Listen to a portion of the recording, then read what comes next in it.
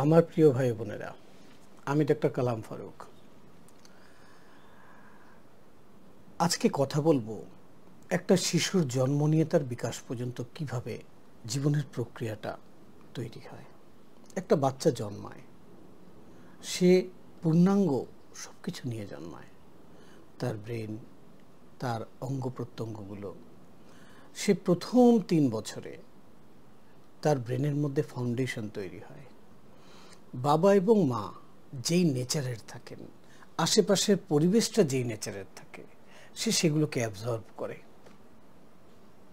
এই জন্য ওই সময়টাতে বাবা মাকে তার প্রতি এতটাই দৃষ্টি রাখতে হয়, এতটাই খেয়াল রাখতে হয়, তাকে এমন একটা এনভায়রনমেন্ট দিতে হয় যেন তার ফাউন্ডেশনটা খুব মজবুত হয়।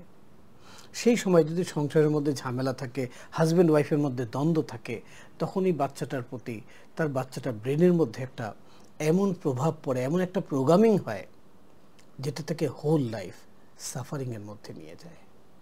আজকে আমরা সমাজে এই বিষয়টা নিয়ে অনেক বেশি প্রবলেম দেখছি। তারপর যখন সে 4 বছরে চলে আসে, তখন তার ব্রেনের ফ্রিকোয়েন্সিটা থেটা লেভেলে থাকে। থেটা লেভেলে থাকার কারণে সে প্রচুর প্রশ্ন করে, আর এই ডাইমেনশনে সব প্রশ্নের উত্তর পাওয়া যায়। কিন্তু সে তো শিশু, তার ভেতরে যেই প্রশ্নই আসে সেই প্রশ্ন সে বাবাকে করে, মাকে করে, আর আপনজনকে করে, শিক্ষককে করে। যদি তার প্রশ্নের উত্তরগুলো না দেওয়া হয়, বা তার প্রশ্নটাকে যদি দাবায় দেওয়া হয় ধমক দিয়ে, তাহলে কিন্তু তার শেখার যে ফ্যাকাল্টি আছে, হ্যাঁ, শিক্ষাটা কি? শিক্ষাটা হচ্ছে প্রশ্নের উত্তর খুঁজে বের করা। আর তার যখন জীবনে প্রশ্ন শুরু হয়েছিল, তার উত্তর খোঁজার প্রক্রিয়াকে বন্ধ করে দেওয়া হয়েছে। আর আমরা চাচ্ছি যে সে একটা ট্যালেন্টেড স্টুডেন্ট হয়ে জীবনে বড় কিছু করুক। জীবনে বড় কিছু করতে গেলে তার ওই জায়গাটার মধ্যে তাকে সঠিকভাবে গাইড করার প্রয়োজন ছিল। অর্থাৎ তার প্রত্যেকটা প্রশ্নের উত্তর দেওয়ার প্রয়োজন ছিল, এবং সেই উত্তরটা যেন প্রপার হয়, সঠিক হয়, সেটাও বিশেষভাবে খেয়াল রাখা ছিল। আচ্ছা, বাবা মা এই বিষয়টা জানেন না বিধায় ওনারা হয়তো মিস করে গেছেন। এখন কি কিছু করণীয় আছে? অবশ্যই করণীয় আছে। এবার বলবো যে বাচ্চাটা স্কুলে যাচ্ছে, 14 বছর বয়স পর্যন্ত তার স্কুলের ফাউন্ডেশন তৈরি হচ্ছে, শিক্ষার ফাউন্ডেশন তৈরি হচ্ছে। তারপর 14 বছর বয়সের পর থেকে সে নিজে থেকেই শিক্ষা গ্রহণ করার জন্য তৈরি হয়ে গেছে। 21 বছর বয়সে তার শিক্ষার জীবনটাকে সে কমপ্লিট করে ফেলে। তারপরে কয়েক বছর সে ওটা চর্চা করে, ওটাকে প্রয়োগ করে। তারপর তার জীবনটা তার মতো করে যাপন করে। তখন সে তার লাইফে কারোর ইন্টারফেয়ার আর নিতে চায় না। সে যাকে পছন্দ করে তার সঙ্গে মিশে। এই হচ্ছে আমাদের লাইফের প্রক্রিয়া। এই কথাগুলো কেন বললাম? স্টুডেন্টদের জন্য বললাম। লক্ষ্য করুন যে জীবনের শুরু থেকেই আমরা তাকে শেখানোর চেষ্টা করছি। মিসিংটা কোন জায়গায়? সে যা শিখছে সেটা কি তাকে করতে দেওয়া হচ্ছে? অ্যাকশন কোথায়?